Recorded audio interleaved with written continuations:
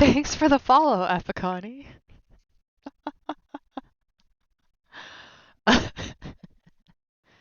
Am I think I'm on the right channel now. Oh. Um,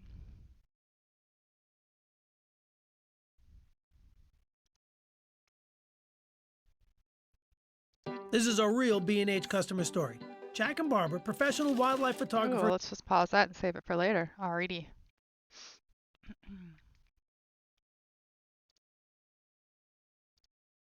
I know where we put that here.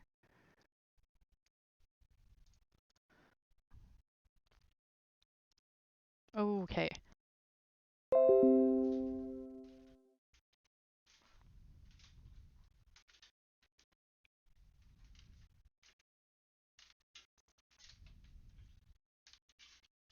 No, if you can hear me now, it was not you, Subwild. OBS just crashed and came back online.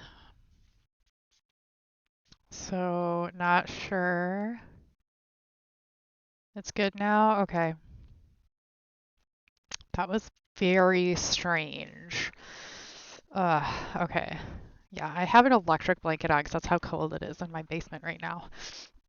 Okay, cool. We're only 10 minutes late, but okay. Tech problems are a thing that happens. Um, you can't see anything though? You should be able to see, I mean, right now I actually just have Google up. Um,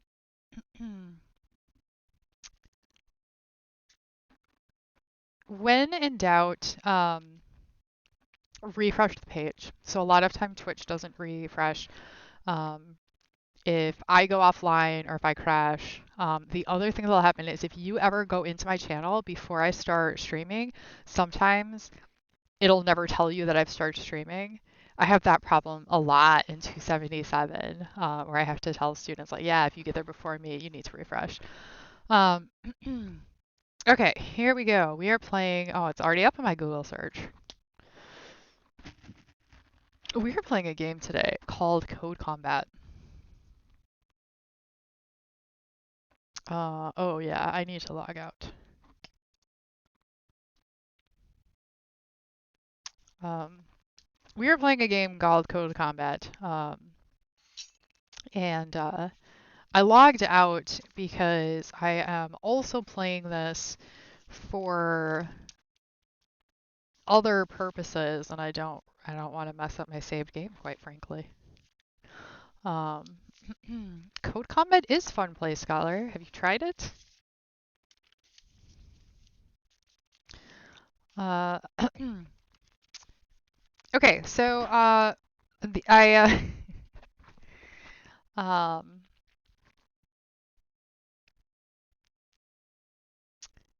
yes, that counts. Play Scholar. You use it, AJ. You use it a lot for work. Code Combat, really? What do you do? I'm very curious now.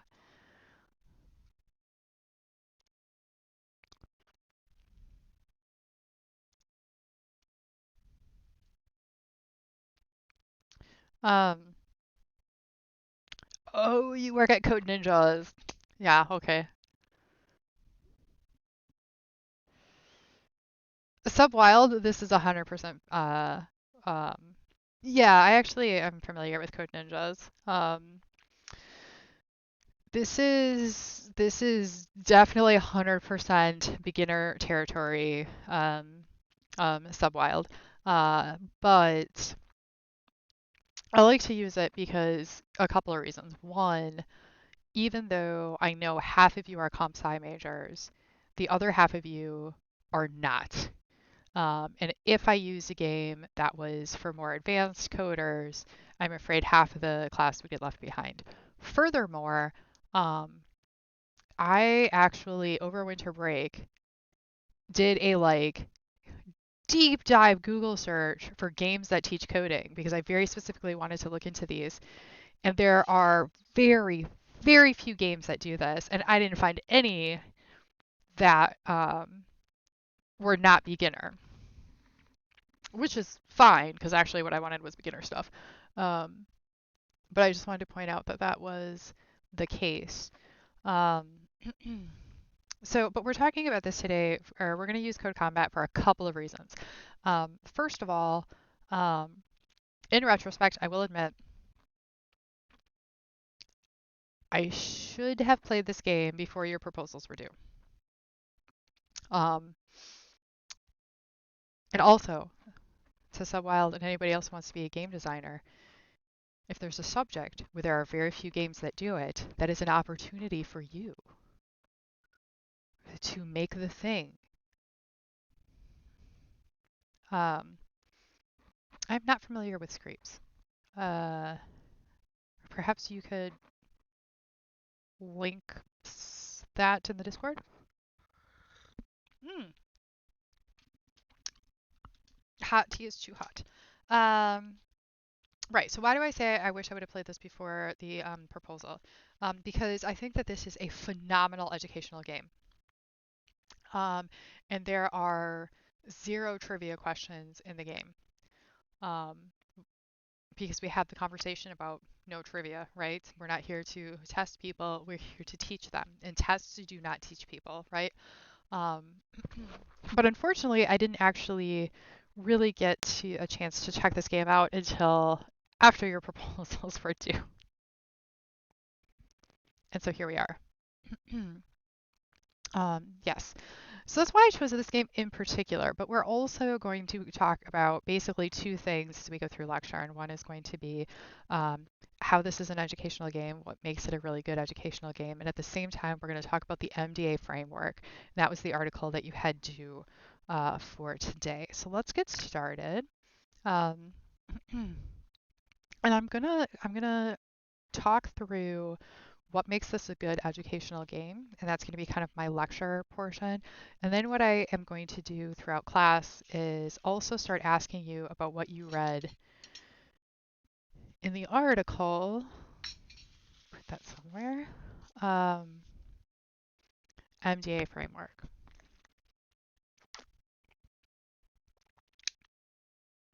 Now, I'm pretty sure I mentioned how important Mda framework is, right? Because if you look at the final game rubric, you will see that this is the framework I'm going to use to grade you on your final project. Okay, so let's start. Okay, so we start here. This is obviously the first level since everything else is locked. This doesn't even have a name. Okay, whoops. Go back. And it tells us here that what we're going to learn is syntax, methods, parameters, strings, loops, and variables. Now, a couple of things. At several points, I will, in the first person, speak about knowing things or not knowing things. And that's because I'm basically going to, in those moments, role play somebody who is looking at this game for the first time um, in order for you to see the learning aspects, right? So I just want that to be clear because I know with Tuesday group, I sometimes jumped back and forth between um, uh, those two roles and it got a little confusing. Epiconi, you probably didn't. If you used the template that I uploaded, then you're fine. Um, so I ask about mechanics, dynamics, and aesthetics, um, but you didn't need to like cite the article or anything if that's what you mean by use it. Um,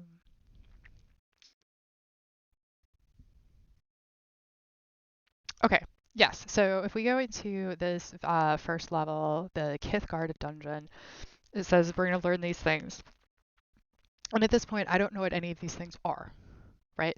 But that's okay because we often go and say, like, okay, I'm going to learn this thing. And then you're like, cool. I don't know what they are, but the expectation is by the time I'm done with this level, I will know what all of those words mean.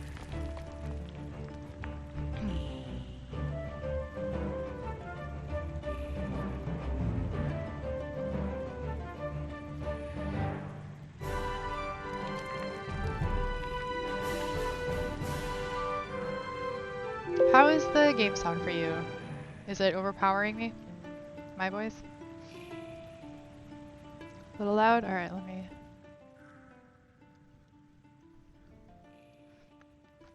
How is that? I just turned it down. Okay. I'm always going to have to ask with sound because how loud it is broadcasting out is controlled separately from how loud it's coming into my headphones.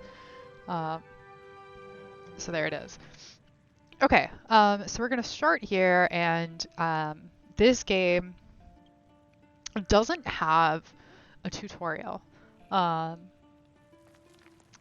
which makes sense given the fact that the whole game is essentially could be thought of as a tutorial for learning coding, right?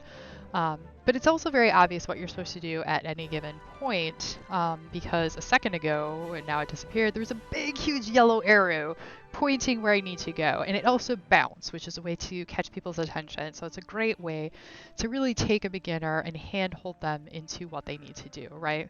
So we're going to click here. Um,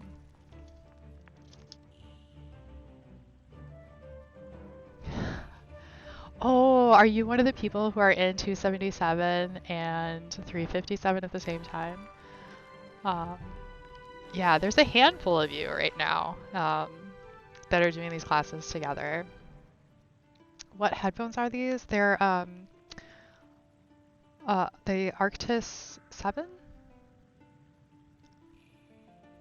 I think that's right. Steel Series brand. Um, I love them.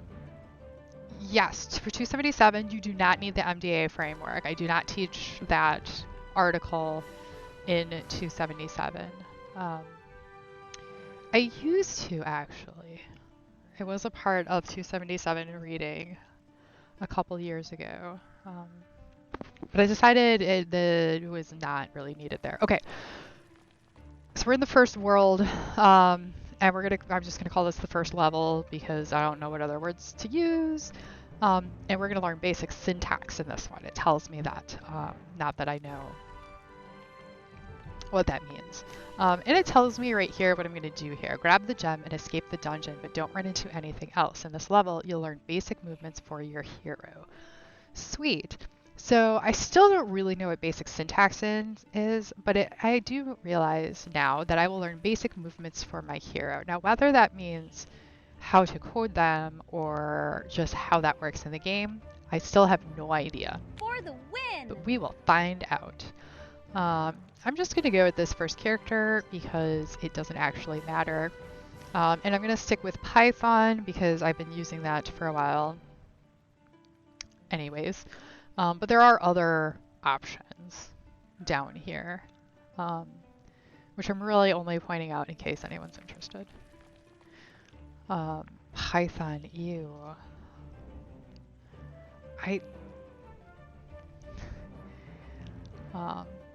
So I actually asked some former students who are comp sci majors and also some friends about which one I should use for this game, and they all recommended Python. Okay, so here's again with that bouncing arrow, right? Like I don't need a full tutorial because it kind of embeds a tutorial into the game. Here is the double arrow. It says equip. Now I know that I can put this on. Awesome. Here it tells me what the boots do for me. And then we hit play.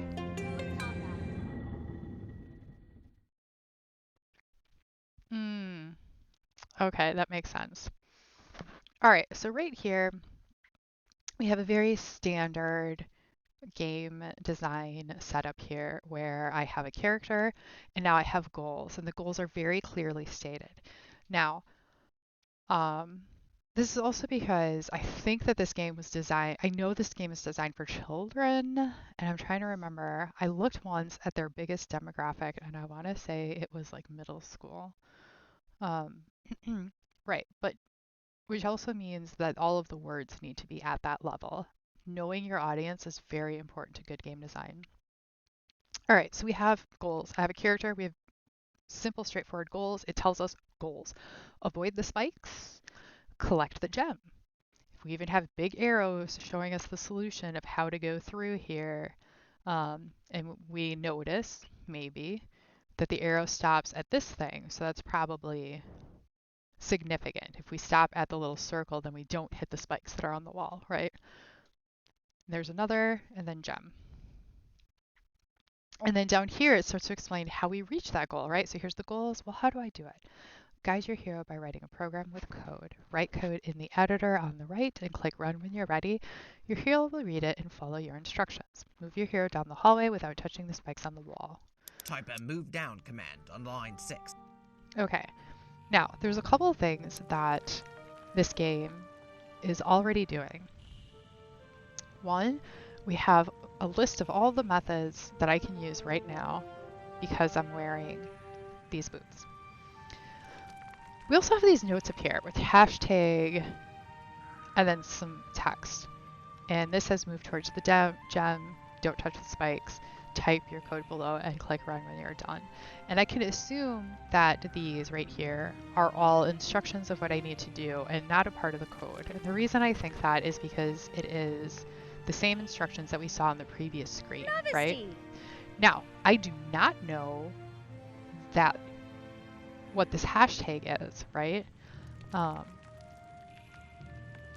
know that that makes it a note that is not a part of the code, but that is something I will learn later. Why I point this out is because seeing this and getting used to seeing it means that later on, when it is explained to me, it's going to make more sense because I've already had examples of it.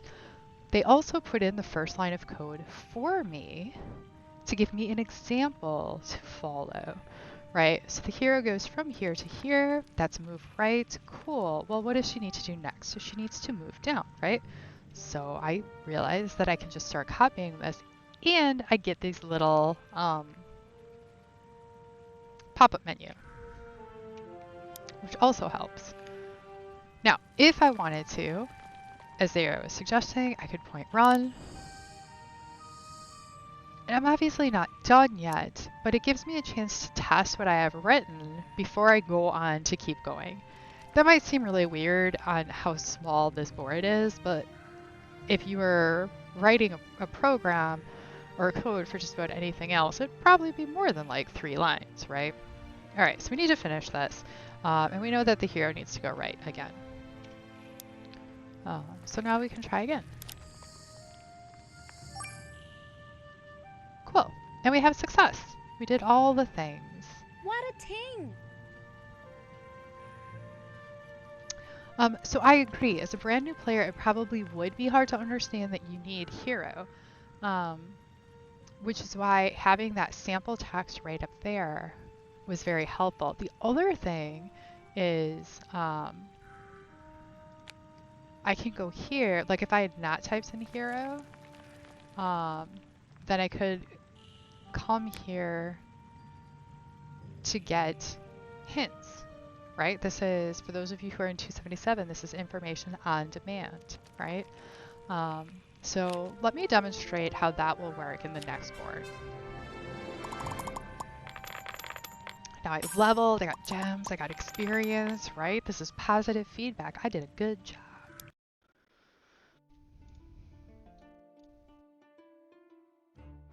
We're gonna learn more basic syntax. Now I have more gems. For the win! Okay, ooh, and now I get a thick belt. Move right. Avoid the spikes, collect the gems. Remember how to move, it's important. Okay. Okay, now let's say, because So Wild makes a good point that it might be hard to understand you need it. So maybe I think, oh, it probably just said hero because it wanted me to make sure that I knew that the hero was the thing moving, right? So let's say I want to Type a move down command on line 4. say, let's try that, move down. I also, at this point, have no reason to think that those parentheses do anything at all. Like, those just look weird, right? So let's say I do this, and then I try. Move right. Ooh. So a couple of things happen here. First of all, we got this big red, like a stop sign notification. Try hero dot move down and parentheses. And then it tells me specifically that line 4 is where the error is, move down is not defined, and then we have this little, yes, okay, you can go away now. Go away. This little marker right here, and this is all highlighted, so it's very clear this is where your mistake was. Now I have this, it's telling me pretty much exactly what to type in. But again, if I wasn't sure, I could go to hints. And this explains it a little more, right? You need to move on. Remember, hero refers to you, the hero. When you move, you only move as far as the next movement square. Okay. For example, you can move twice by mirror down. So this, I think, at this point, makes it a little more obvious that you need the word hero. And I might not necessarily know why. I think this tells us a little bit on why, because it says, remember, hero moves refers to you, the hero, which kind of tells me, the way I understand that is like, oh, if it's the hero that's moving, right, then I have to tell the computer that it's the hero that's moving. All right. One thing I will say is the map thing. Wait, does it even show up? Oh, that's not what I meant to do. Crap. I hit the wrong button. For the Sorry. win! Move right.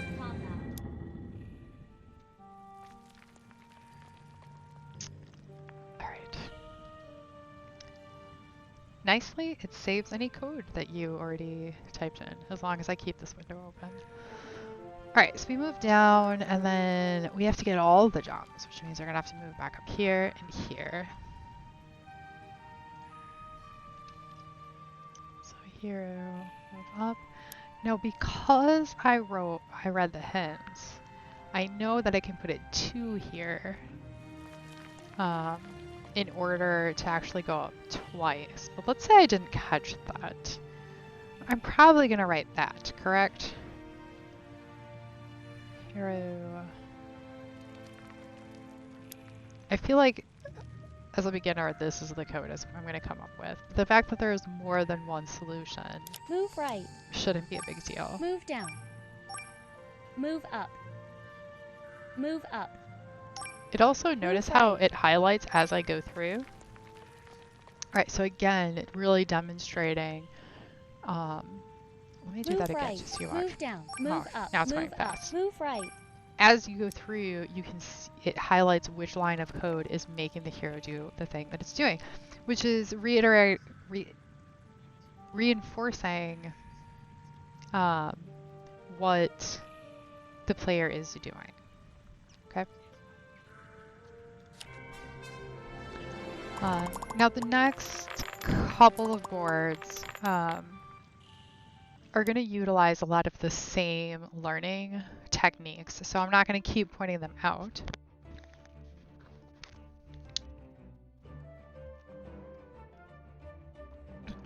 Instead, we're going to pivot over to talking about the Mda framework now. For the win! Move right. So MDA stands for Mechanics, Dynamics, and Aesthetics.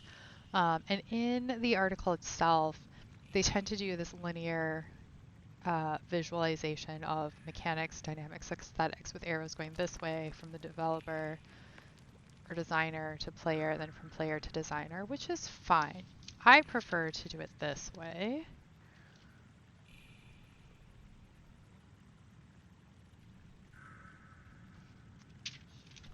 What's the difference? The difference is negligible. They both mean the same thing, but it's a different way of visualizing it. So the reason I showed you that is because I did a triangle, right?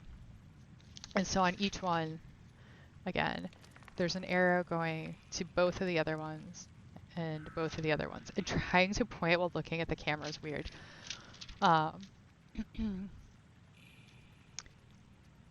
you understand that all three are interconnected equally.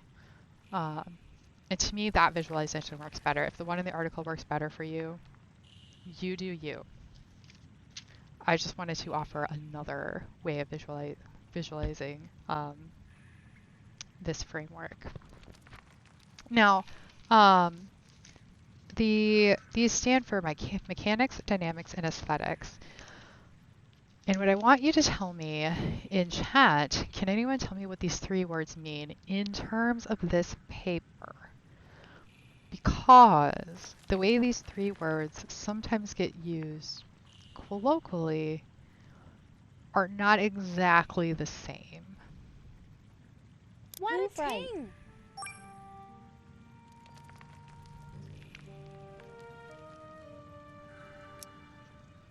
What's supposed to do? Oh, don't let the ogre see me.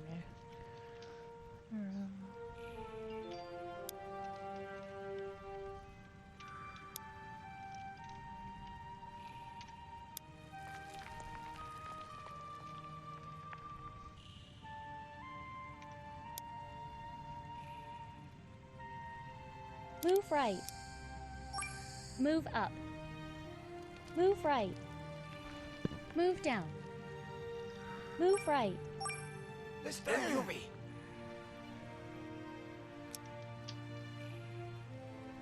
Yeah, so aesthetics are the emotional response that come from the player when they play the game. That is the one that in particular it can differ from everyday usage, more so than the other two words. Because a lot of people think about aesthetics and they just think about the art of the game. And that's not what we're talking about here. Now, the art and look of a game will affect the emotional response. But so will, and it actually very strongly, like those are very strongly connected. But other things also will affect the emotional response, such as mechanics and feedback. So we'll demonstrate that in the we'll demonstrate that at the end of this board.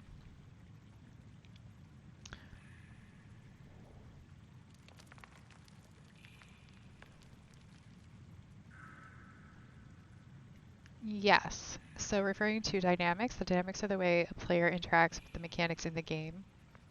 And also, one other thing.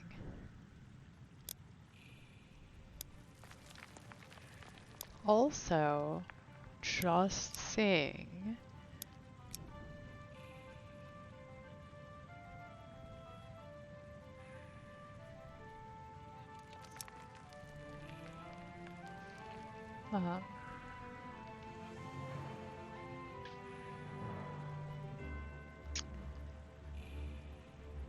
yes, how mechanics interact with each other, and how they interact and or respond to the player. And I know I'm like really deeply like humanizing mechanics as if they had a choice. But when I input something, right, into the game responds, right? If I type hero, the dynamic is that this comes up, right?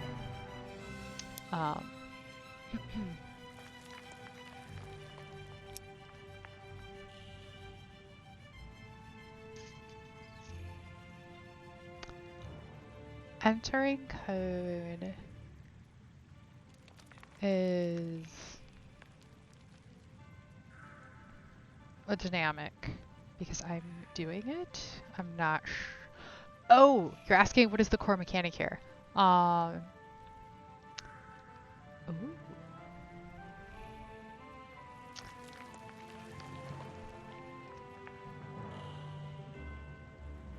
Yes, I would say writing code is the core dynamic. Um, you could make an argument for solving puzzles as the core mechanic also. Um,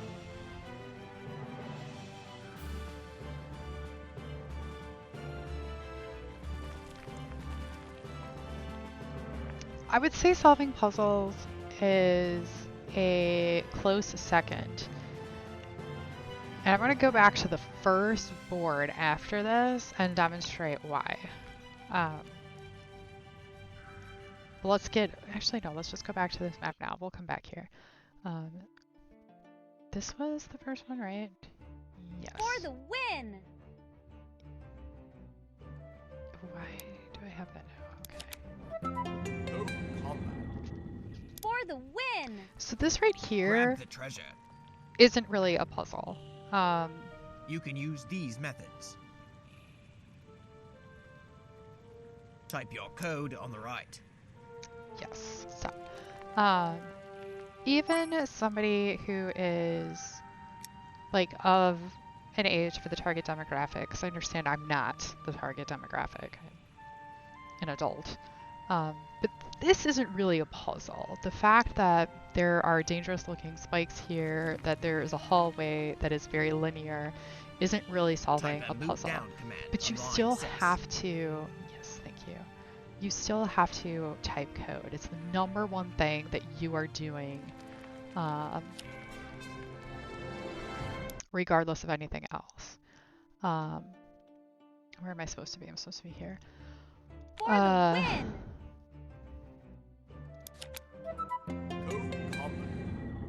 Even though in a lot of these, you also have to solve a puzzle.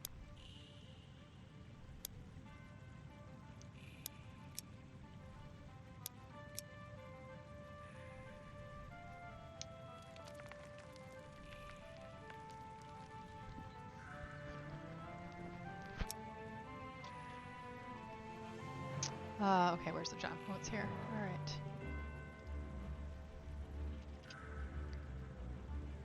Right.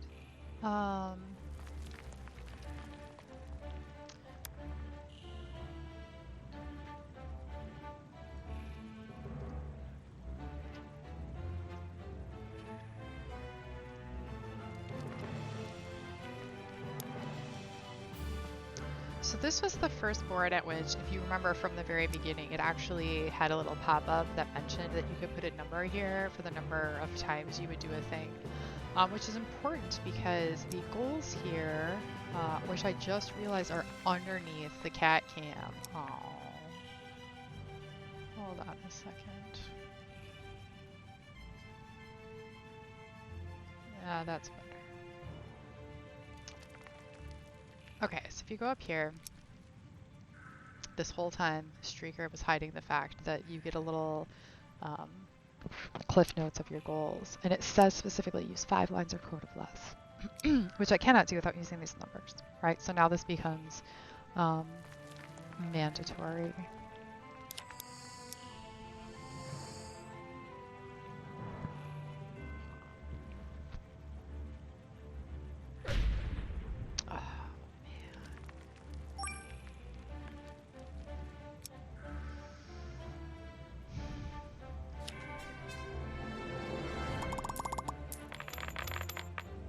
Okay, so we have an answer for what are the aesthetics.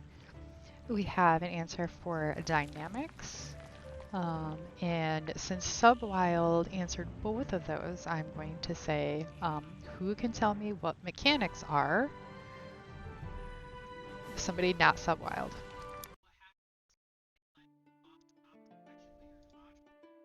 For the win!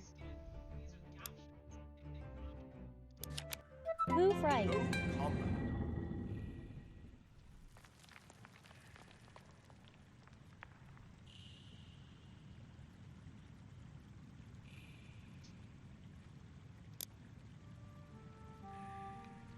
I think if I remember correctly, I'm going to die because I don't have the right equipment. The things given to the player to do.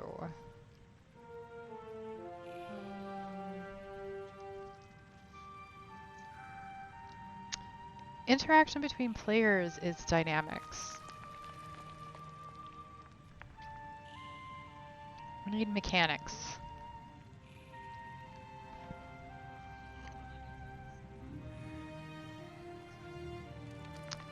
Correct, Liquid Osmia. Mechanics are the system's pieces that make up the game the player interacts with. Mechanics exist without a player. Correct. So, the reason I'm saying that is Type a move right command on line 7. I hate that it talks to me when I pause for too long. Okay, fine. Let's just watch that. Move right. Attack! The reason I'm emphasizing that over some of the things that people are talking about with the players is that, as Liquid pointed out, the mechanics exist without the player. Now, it is a mechanic that the code I input here does something within the game. Right? But the act of me putting it in is a dynamic. So the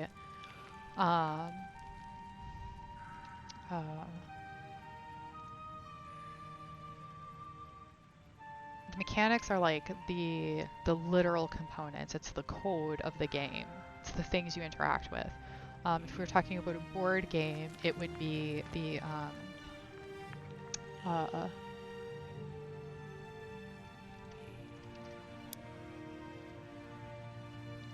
like the pawns, Move right. the board, Move right.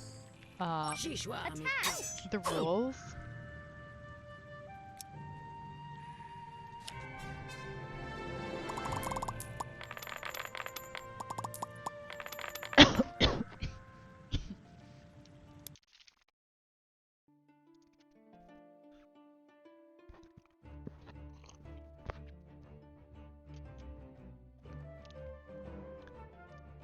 Alright, so before we move on from that, do these things make sense? Mechanics, dynamics, aesthetics. We're not really done talking about them, but just to make sure I don't go too fast. Are there any questions so far? Ooh, yes. So this here, when I pointed out in that first board about the hashtag, this is the first point which is actually being explained, right? So now I've gotten used to seeing these things. Here's my goal. Say the password, get the pile of gems. Comments are a way for a programmer to explain their code to another programmer. In code combat, comments are helpful hints on what to write and how to structure your code. Hashtag Python comments starts with a hashtag. Read them for instructions. For the win! Cheerschen. See, and they very clearly in this one made sure that I had to use the comments, right? Good learning strategy. Because if I want the password, I have to read the comments where it tells me that the password is Achu. Okay, so what am I going to write? I'm going to write hero say true. Now I capitalized A. Maybe I shouldn't, because I don't think they have told me yet if capitalization is important or not. So let's think that maybe, I don't know. Oh, now it tells me capital letters are important. Okay. Then I would... What a ting!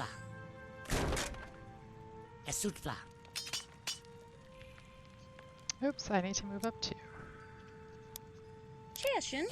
What a ting!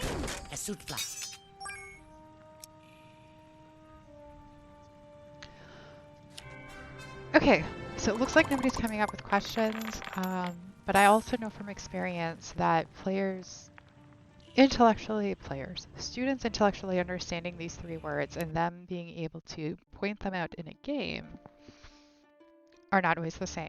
So I'm going to start this board, and in this board, I need you to tell me in chat, point out, you don't have to point out all of them for any of this, but I want you to point out the um, the mechanics or a mechanic, aesthetics or a aesthetic, and dynamic. Okay? Ooh, I think strings. This is the first time we're seeing strings. For the win!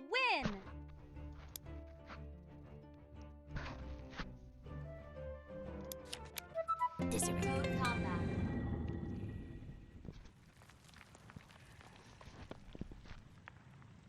The very first time I played this game, I misread move to the X as move the X.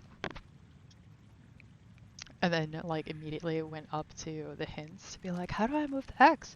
I don't understand.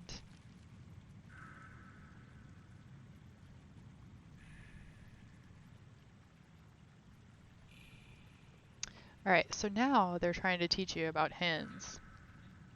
And again, like in the comments where I had to go to the comments in order to find the password, in this point I have to click next to go through the hints to find the password for the library door. This is very important because if you tell somebody something and then they don't have to immediately do it, they're likely going to forget how to do it by the time they need it. This is also, for those of you who are in 277, called information just in time, because you get the information right when you need it. That's generally how G likes to conceptualize it of it.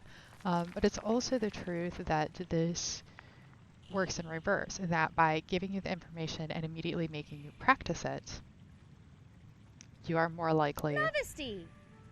to remember it. We also have a new thing here. This little symbol back here, which I don't know what it is. But we have to go to hints to get the password. I actually don't remember what it is, so I really do need to go here. The password for the door is hush. Now I learned in the last level that capitalization is important, so I'm going to capitalize that H.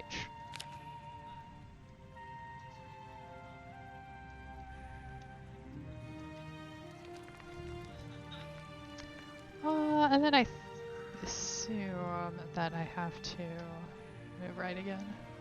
Yep. Disarray.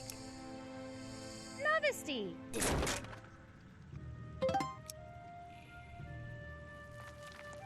Mechanic. Code board. I assume that you mean this here area when you say code board. Yes, that is a mechanic. Dynamics. Typing in code to the board. Correct. Aesthetic. Challenge. To challenge the player to learn how to code and feel driven to learn new things. Yes. All of those things. In fact, one of the reasons I think that this game is really done well, there's many reasons I think this game is done well, but one of them, referring to aesthetics, is the fact that there is a little bit of challenge, which again, if it doesn't look like that as I'm playing it, it's obviously because I am much older than the demographic, and also this is the third time I've played through all these boards. So there's all of that. I will tell you... No, that's not what I want. Let's do this For one. the win! That the very first time I played through this game, and did not know the first thing about Python at all. I had died before I got to the point we are at right now. In fact, this board, and then the second time I played it, I also died here. So we're about to see some challenge. And then...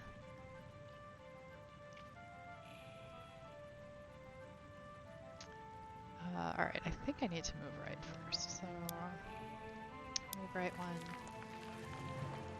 Hero... Attack is something that we've learned already, and at this point, it says the enemy name, which I find interesting, because then enemy name becomes an object, is your enemy. I think there's a space between those words.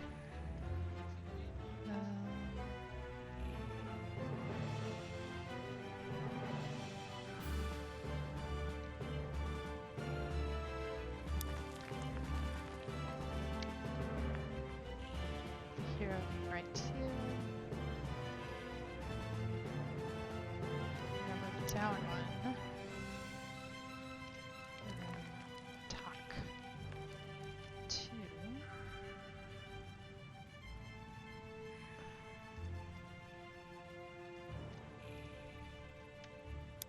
And I am trying to remember, and I don't remember how many times I actually have to attack him in order for him to die.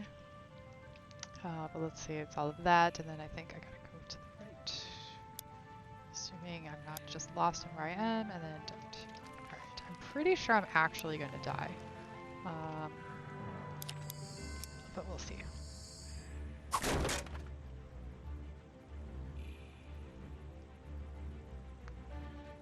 Oh. That feeling when your back finally cracks. Yeah, look at that. 0 humans survived. Now this time around, obviously I was expecting for that to happen. Because if I remember correctly, I think this is what I coded in the very first time that I played this game.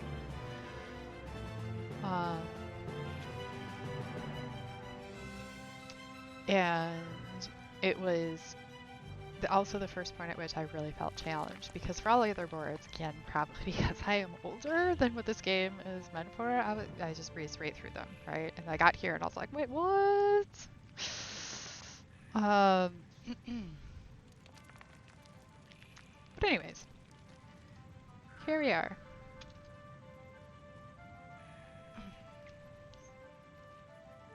So what we're gonna do is we're gonna move 3. This puts the bad guy in sight of Patrick, who is an archer. I don't know if that was obvious considering he died so quickly. And so we can get some shots in before the ogre gets to us. Then we will move down 1, attack twice. Now we're already to the right, so we don't have to move right again. So let's see, move right. 3, down, down 2. I think this is the solution. We'll see if I remember correctly.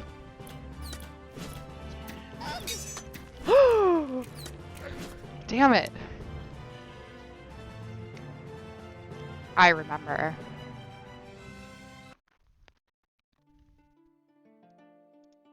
There's a shop.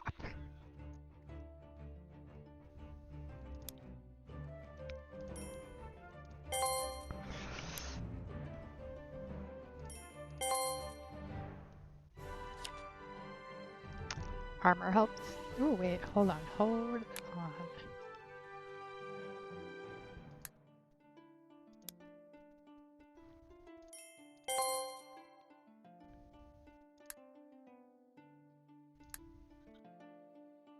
Alright, I can't afford shields yet. Alright. For the win! Now let's try this again. Equip all the things.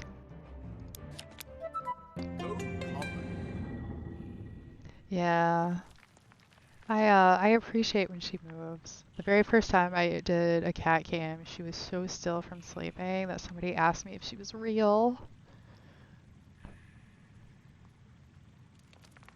I also specifically had to buy this bed, which is actually tall and on a stand, so it's at the same level of my desk because it was the only way I could get her to stop trying to sleep directly on,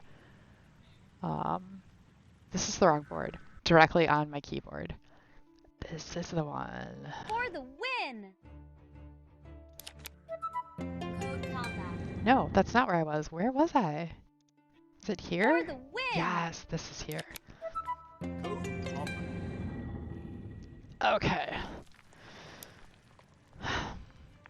Now, I think that all I needed was the new gear. I think the code itself is actually okay, so let's try it. Oh no, I wanted to watch the run!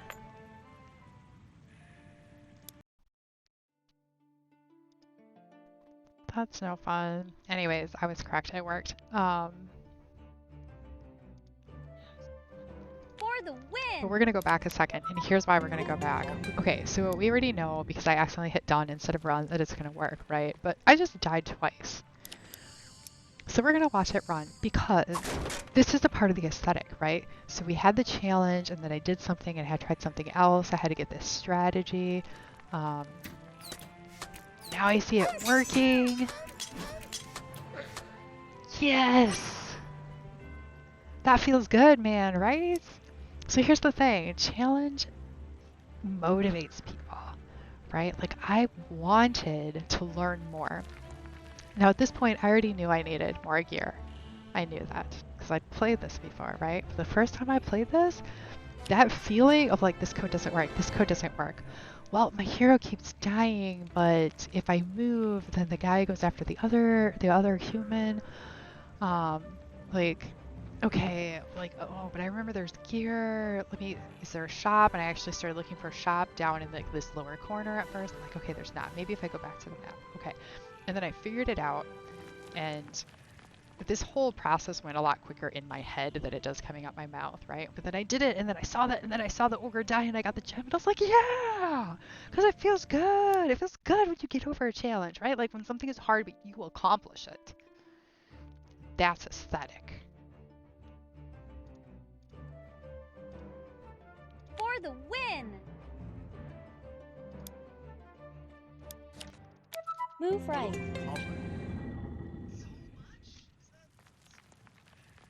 Sorry, I'm literally just cracking my back. Okay. Goals. Dodge the fireballs forever under 4 statements.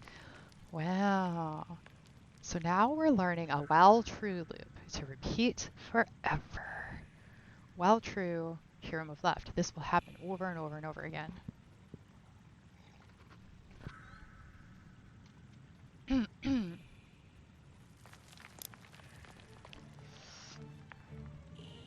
Now they had to have a goal of under 4 statements, right? The reason they have to do that is because they want to teach me a while true loop. But theoretically, I could type in hero move left, hero move right, hero move left, hero move right, right? And then I wouldn't learn the thing that I need to learn. So Wild seems to think that this is a jump. Is this a jump? I don't know.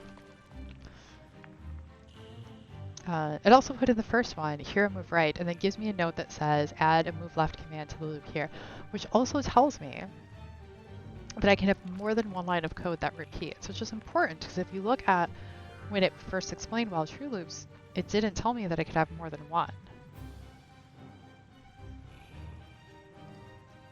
So we are here. Hero move left. All code after a while true must be indented 4 spaces or it will not be run. So they auto-indented here and highlighted it so I could see it, which is great. And then I start typing, and in case I didn't notice, it tells me and explains what just happened there. All right, so... Move right. So I think we actually learn variables Move right. next. Move left. Move right. Move left. Move right.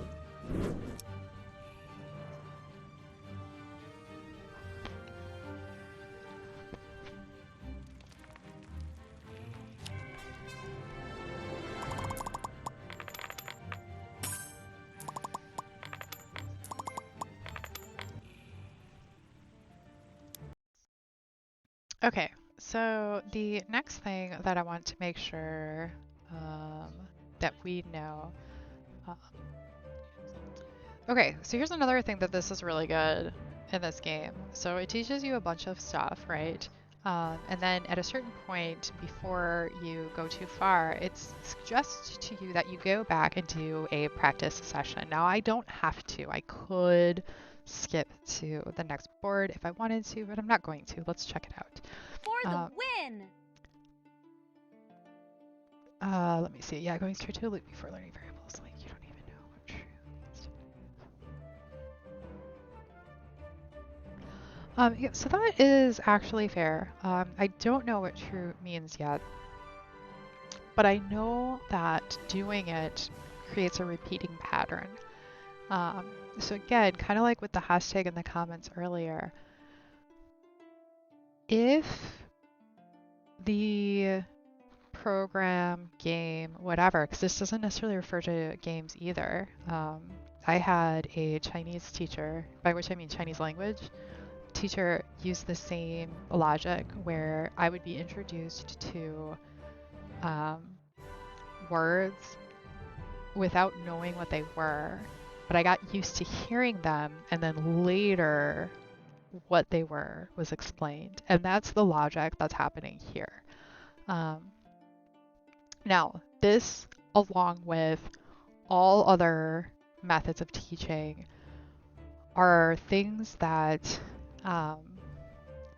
work often, but not 100% of the time, because at the end of the day, not all people learn in the same way. And if you are in a situation where you have multiple people in a class, multiple people that you have to teach, there's nothing you can do about that. So you program things and you design things in such a way that they will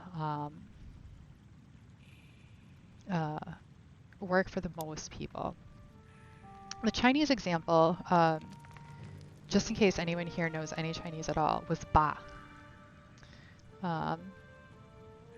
Attack rig twice on lines 4 and 5. It was just it would come up in sentences and it would be used, but it was never directly translated, and so we kind of, yeah, silly stuff. So you know ba.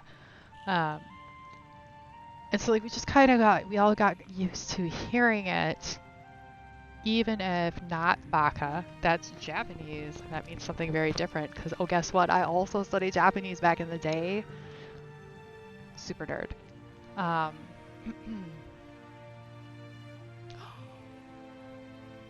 Yeah, baka means idiot. Sugoi desu ne. It's been much longer since I've studied Japanese. Like, I know a couple phrases. Chinese is a little fresher. Anyways, I digress. The idea was I would hear ba in a sentence, and even though I literally could not define the word, I could still hear a sentence, and I could translate effectively what that sentence meant.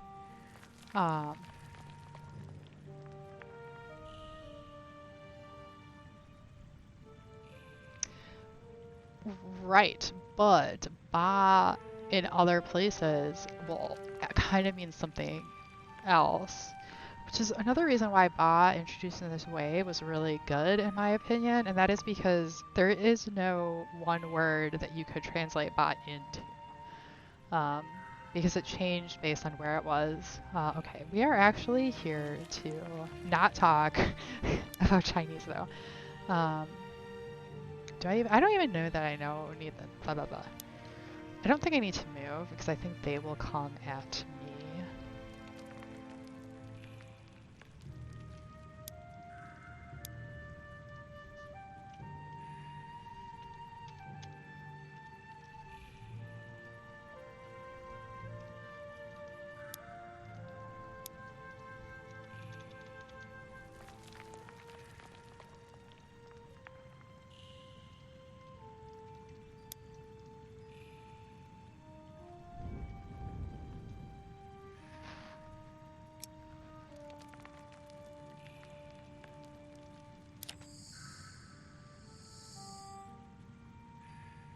Oh, I do need to move. Okay.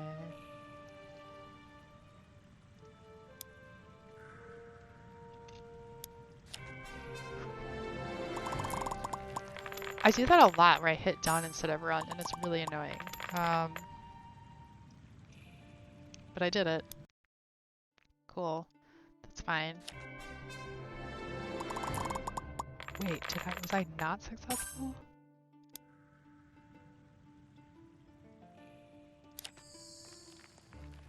Are we glitching? I think we're glitching.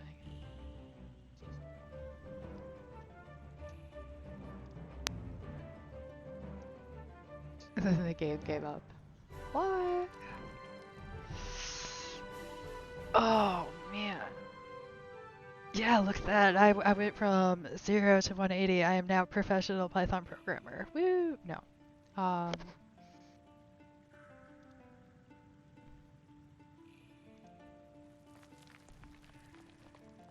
I actually had one more thing, literally only one more thing I wanted to demonstrate in this game before I was going to be done, and now it's going to crash just before the end.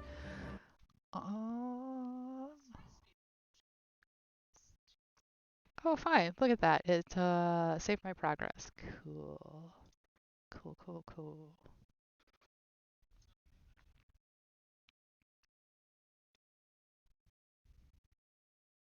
A maze constructed to confuse travelers, basic syntax, and while loops. For the win!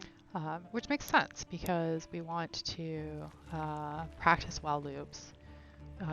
Because at this point, we really don't understand anything more than it adds repetition. Move right. I shouldn't sit like that, that's bad.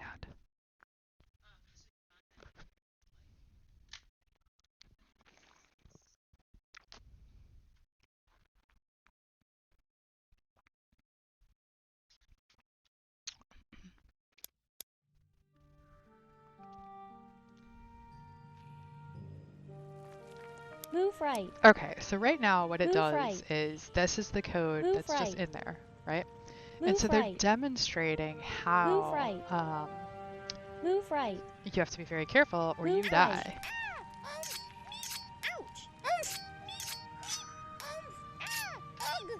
Read the sample code to understand how loops work. Read the simple code. Yeah, I get it. Oh, hold on, I need to push back because my electric blanket just got caught in the chair. And every time that happens, it turns off, and then I get cold. Use a loop to get through the maze. Chashin. Okay. Okay. Cold, cold, cold, cold,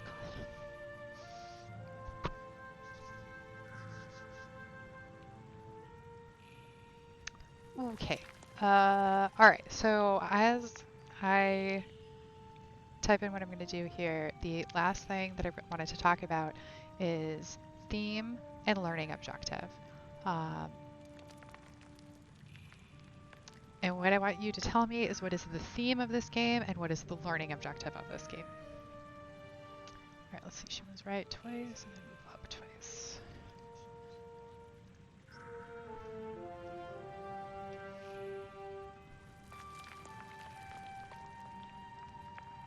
I want to do this in as few lines of code as possible.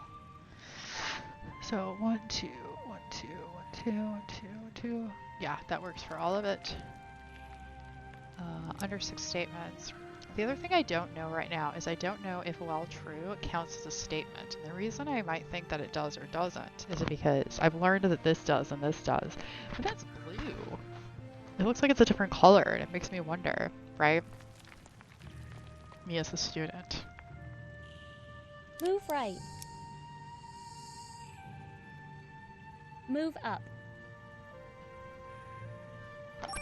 Move right. Move up. Move right.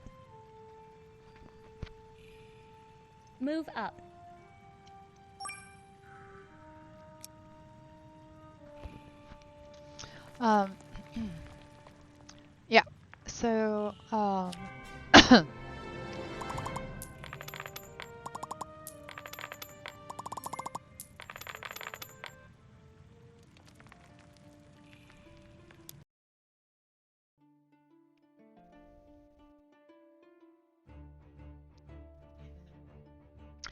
Yeah, so, yeah, so you're all correct. Let's go see learning programming languages instead of just code. Um,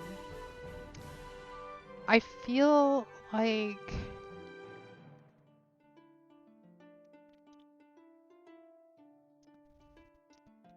yeah, so all of you are correct.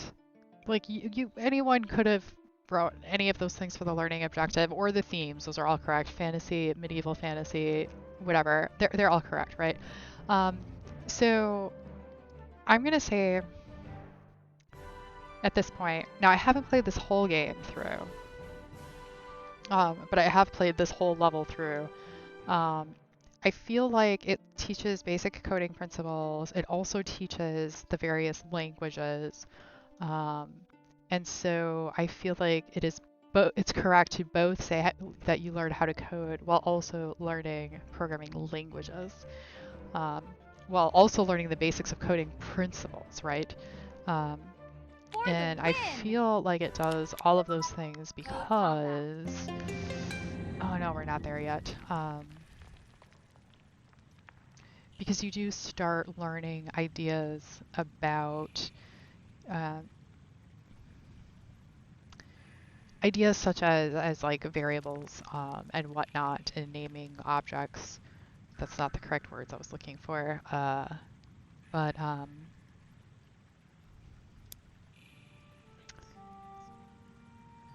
that are the basic principles and not specific to just Python. Um,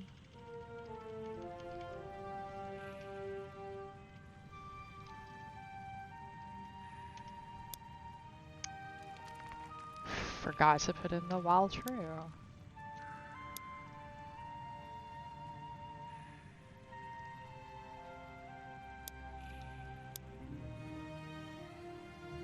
Move right. Um, Move down. yeah, so that's true. Move right. And I don't know. You all Move came down. up with those answers pretty quickly. I don't Move know. right. Um, I guess I'll see when I read your proposals if any of you had problems with the theme versus learning objective. But those questions on the proposals, I often have groups have trouble with. One of the things I like about using this game is I think that it's a little more obvious what the difference is between For the win! the theme and the learning objective, which I say because that's not always the case. Um, right? So like it's really hard to confuse coding with medieval fantasy, right? Because you're like fantasy is not real, and even if it was like realistic medieval time period, which it's not, coding didn't even exist back then, right? So you couldn't really confuse those two. But for a lot of people, sussing out this difference between um,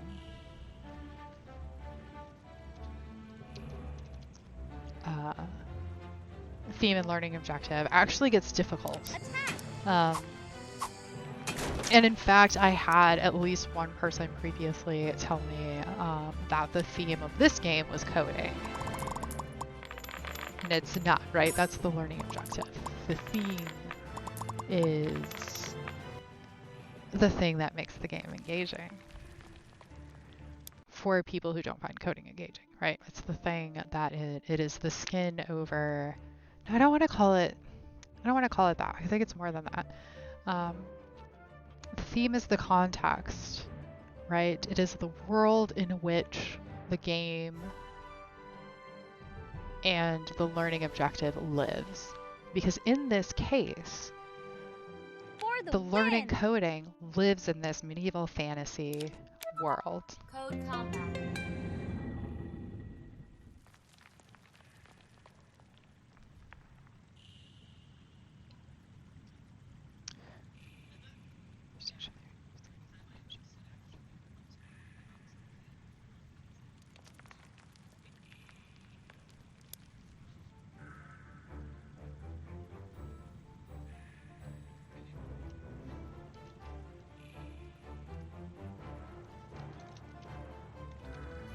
Typos make codes break.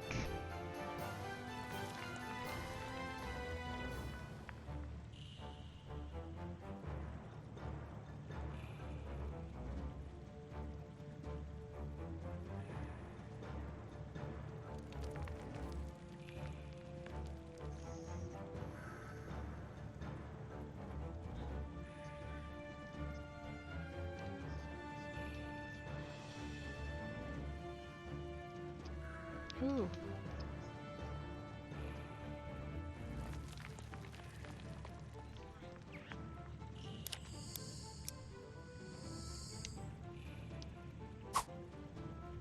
Travesty.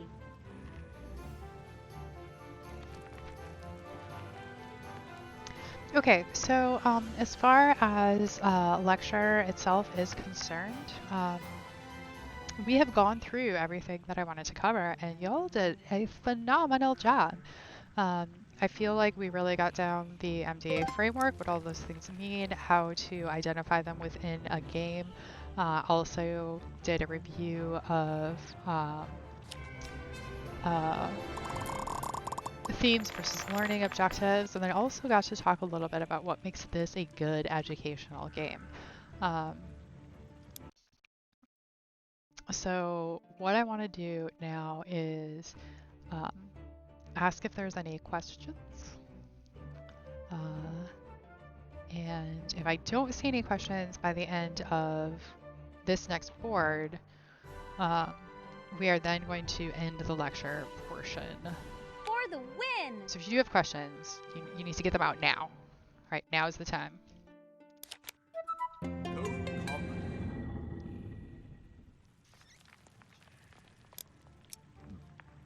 Excuse me. Right, the time I'm gonna die here first. First move to the covert. So.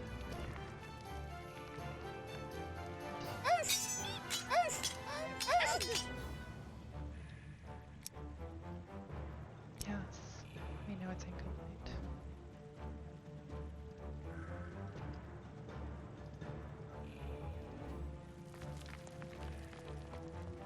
Attack the cupboard inside a well-true loop. Okay. Well-true. Hero. Dock.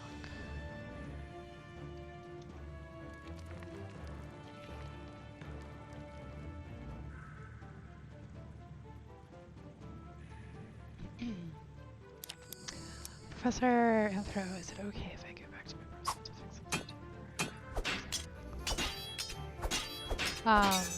something? So what I would say is yes. So I was actually going to mention this after this, but yes. So if any of the groups, so don't like unilaterally decide this on your own, but if you and your group decide that you need to go back and fix up the proposal, you 100% can do that. But I want it by the end of class, so that means you have a little over an hour because you have until 4:15. As long as it's in by 4:15,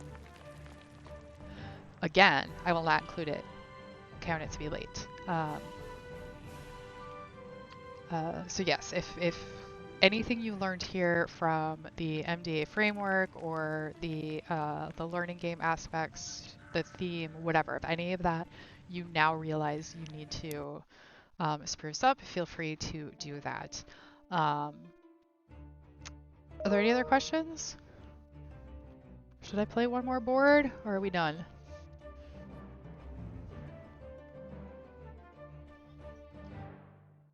For the win! Attack! Code combat.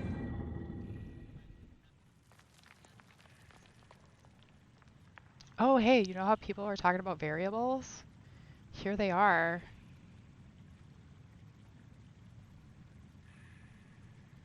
You're making a string, and I don't actually know what a string is either. What is that chicken thing? What is that from? Oh.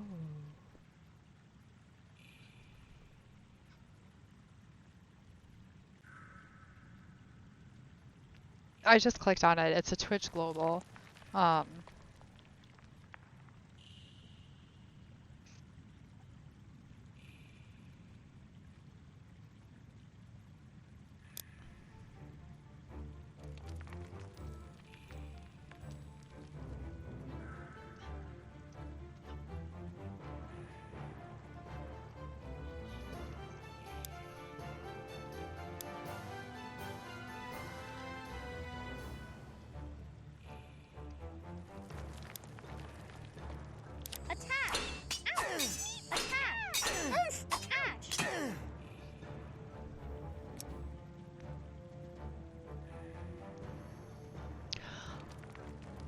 Oh, I did not know that about the old PogChamp dude.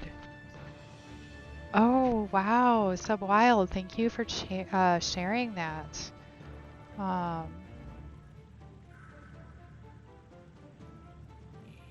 nice. Okay.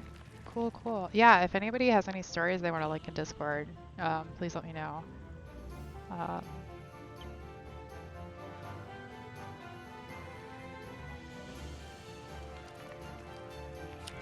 oh, lovely. Yeah, I've recently been learning that there's also a ton of those in the TTRPG community.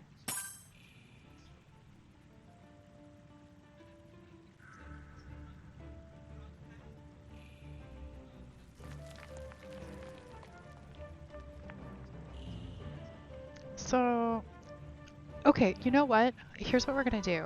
Uh, I am going to take a very brief bio break because I cannot keep dancing in my chair. I'm going to let the stream keep going though, because I actually feel like this conversation about representation and what happened with PogJam is actually an important thing to talk about. Okay, so that being said, I also know that some of you really want to go and work on your proposal. So here's the deal. If you really need to go work with your group and you have to do it because the only time you have to do it is right now, then you go do that. Get your stuff done. Um, for those of you who want to stick around and continue this chat, we can continue chatting. Um, I will say this, because of where this is going, I will allow you to have until midnight to turn in your proposal. So that might help some of you be able to stay and have this conversation. Um, but it's going to be when I come back from bio break, um, the rest of this conversation is going to be optional. All right? All right, so I will be right back.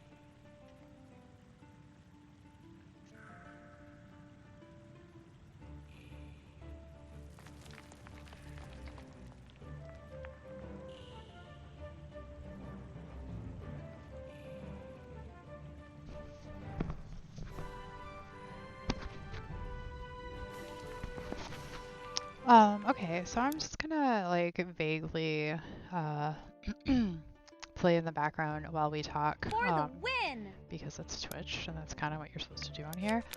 Um, I see. so yeah, I understand why some of you might think that pointing it out um,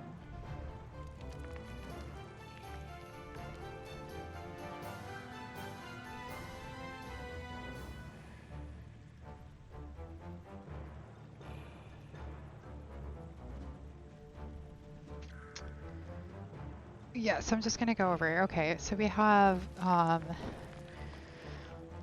old PogChamp Do was a racist, so they changed his phrase with a new streamer every day.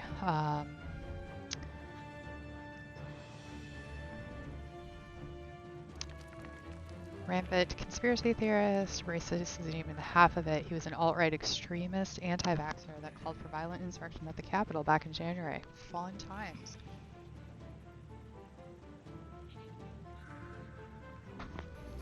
Um, and yes, so the next part about nobody knew who he was, which for me at least was true. Um, changing the name gave him, I don't know that popularity is necessarily the word you're looking for, although maybe. Probably both popularity with those groups, but also notoriety. Um, I will 100% look at that link after um, uh, after stream. Um,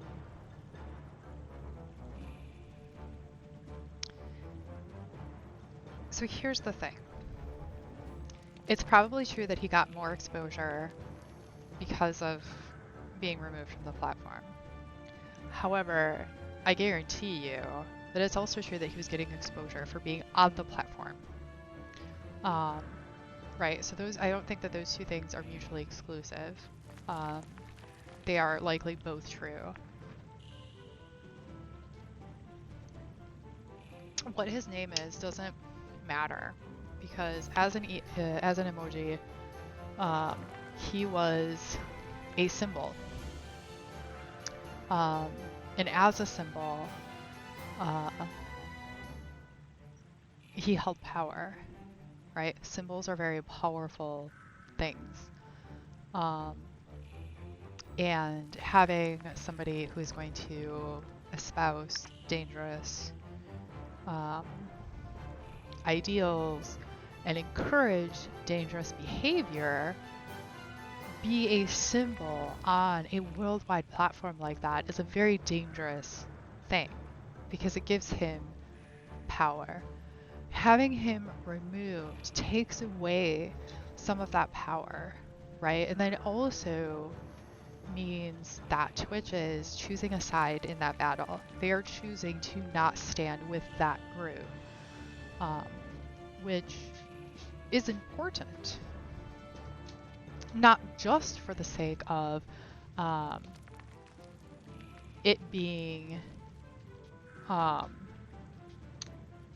dangerous, but also when a company decides to stake a claim, that can affect how people will see that company, view that company, and interact with that company, right? People will boycott based on politics, which I also know is why a lot of um, companies and business people try to avoid politics at all costs, right? Um, I'm totally going to ask some of the partnered people I know to submit their base now.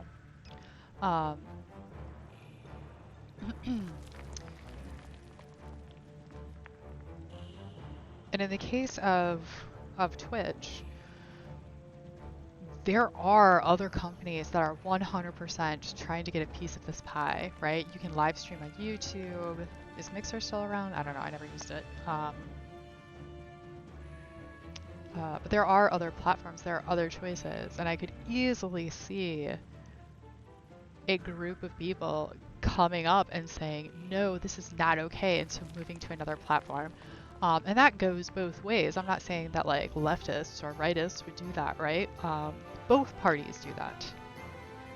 All people do this. I know a bunch of conservative people, after what has happened in the last few months, left Twitter and Facebook and went over to Parler, right? They made their own social media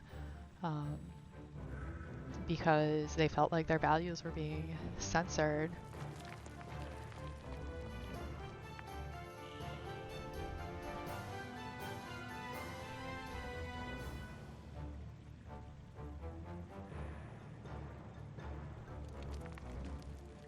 Yeah, so like as is being pointed out in chat right now, like it does look bad. If they had capped that emote, that would have looked real bad. It also could have given people an opportunity to then use Twitch for means that Twitch doesn't want to be used for, right? Twitch can become a symbol of these other groups.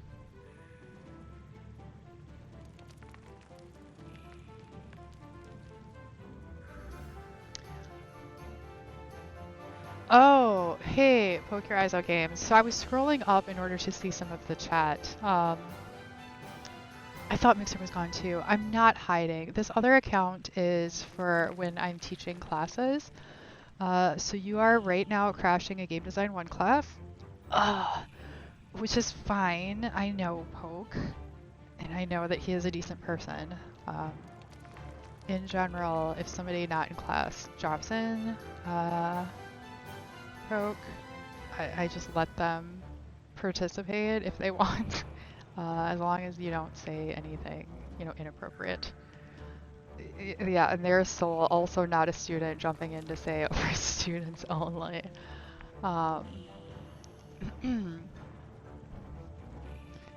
Yeah, this is Game Design 1, and we started having a conversation about PogChamp, actually. So if anybody also has thoughts and wants to jump in, please feel free. So the official lecture for today actually kind of ended a few minutes ago, and now we're having a conversation about PogChamp and representation and choosing sides in political debates, because I felt like this was important enough to keep going. I'm also sometimes playing this game. Mixer merged with Facebook Gaming. Oh my gosh. Thanks for the follow, Rockhopper. Your student of life. I mean, I think that is phenomenal. Does the university agree with you being able to be here? Well, they gave me permission to do my classes on a public platform, so here we are. I cannot give you degree credit, though, for being here. It is not in my power. You have to pay tuition for that. I will also say to the students who brought up the PogChamp thing, thank you for bringing that to my attention.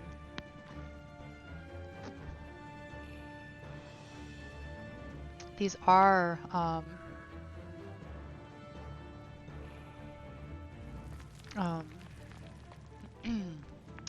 important things that I want to know about. That is also true. Let's go. Random people do sometimes sit in on lectures. I used to do that on occasion back when I had more free time. Yeah, it's cool. You can unfollow for that no free degree. If you want free degrees, you need to talk to your politicians. There are countries where college undergrad is considered a part of your free education, just like our K through 12 is. Were we still splitting into groups today? Yeah, so if your group wants to have like a little meeting with me about Godot, we can totally do that in a little bit. Because like, yes, you are splitting into groups, which you can do now or later. Like I said before the break,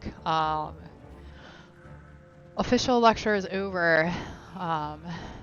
Because I don't, even though I think this conversation that we're having about PogChamp is very important, I also understand that there were other plans for today and people have things that they need to do. Um, so go do you. Also, Twitch is going to archive this video for 2 weeks. You can always come back later and watch it. That's fine. Um, in your topic paper, should we talk about our game at all or just about the topic? Just about the topic. There's no need to even mention your game. If you wanted in the introduction to say something like, we are writing about red blood cells because that's what we want to make our game about, cool, but then that's it. I don't need to know anything else. Um,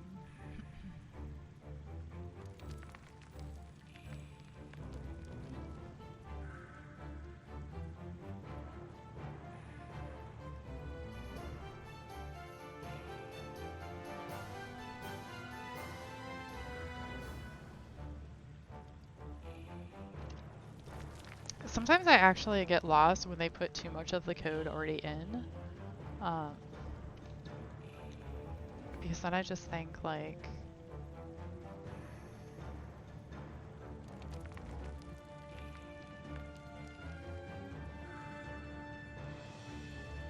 um, uh, it takes me a minute to realize where I need to pick up, basically. I think I need to do that twice. Okay, well that runs. Oh, man. I did it wrong. So for Soul and Poke, I don't know if you guys know this, but I'm actually running through this game on Wednesday mornings. And when I do that on my private channel,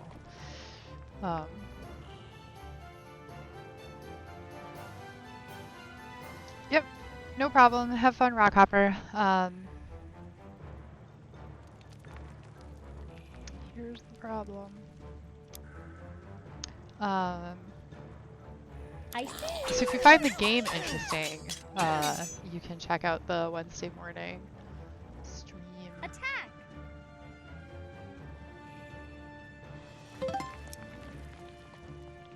I've done all the boards you're seeing here now like 3 times. She does sound painful, right? I really, really like this game, Soul. So I started playing it because I wanted to learn Python. But let me show. I am actually going to leave pretty soon because I know a couple of my students need to talk to me. But I'll just demonstrate something real quick. I don't think I can go here. That's for subs only. For the win! Okay, so I can choose between various languages. I'm doing all Python right now because, like I said, I really wanted to learn Python. So I'm playing this through on Wednesday mornings for that stream. And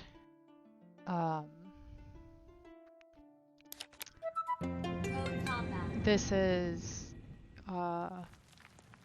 this right now is all boards I've already gone through. So if you come in on Wednesday mornings, you see my first interaction with any given world. Just to let you know, it's free to play. There's also a subscription version that unlocks certain things. So like when you're in the map, these blue things are still up because you need a subscription to access all of the things. But yeah, I really like this game. I was just using it as an example of good learning game design. And also because it is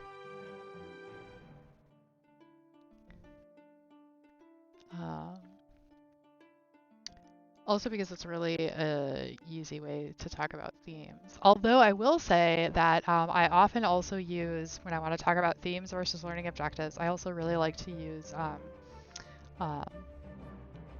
Crazy Plant Shop, which is my other favorite educational game. Shout out to Crazy Plant Shop by Filament Games.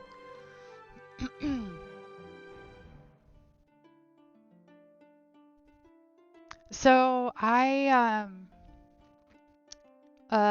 Perlenspiel is another good one. I will say this about Perlenspiel. I liked it, and I did use it. You had recommended it to me before. I actually find um, this, which I understand this game actually has a different what's the word, goal than Perlenspiel, but the code combat is more accessible. It's easier to pick up than Perlenspiel was. Like I was able to pick up Perlenspiel and able to do some things with it, but it was a little harder. It took more brain power. But I think that's also because I think Perlenspiel is made for adults, and this is clearly a children's game. Um, In fact, so I don't want to log in because I don't want to mess up my progress that I'm doing for Wednesday mornings. But if you log in, you can actually see some stats, and like majority of their player base is middle school. Um, but yeah, actually, you mentioning Perlenspiel and then me mentioning Crazy Plant Shop makes me think I should put up a list of like good um, game examples. Poke is why you like it's for kids. I mean, yeah, right. I think one of the things that designers do, um, I'm not even gonna say designers. One of the things that a lot of people do poorly when they're designing things to teach adults or when they are teachers teaching adults, um, is that we make assumptions about adults that are simply not true.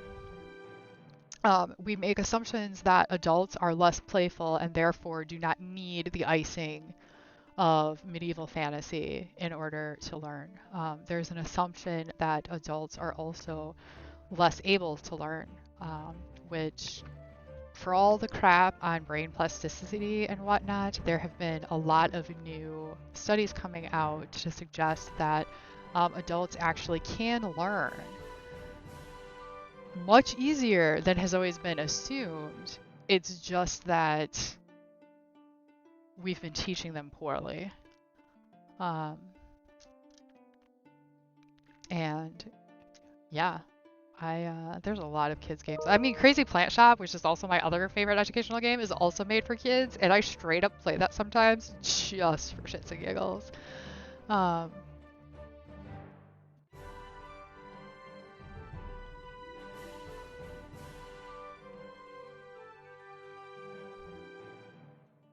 yeah, I mean, it is a prototyping environment, but I believe it was meant, and maybe I'm wrong, but I thought it was kind of designed for beginners. Um, but yeah, I should make a list of educational game examples and put it up for my students. Anyways, it is 3:18, so I should actually go. It occurs to me I don't really know how many people are still in chat. Wow, a lot of people. But I should go. So I'm going to jump into Discord. So the group that wanted to chat with me about Godot, we can go do that in like just a minute. And then I will stay in Discord until the end of class for if there's any more questions. Do you use MLA or APA for your topic paper? Use APA, please.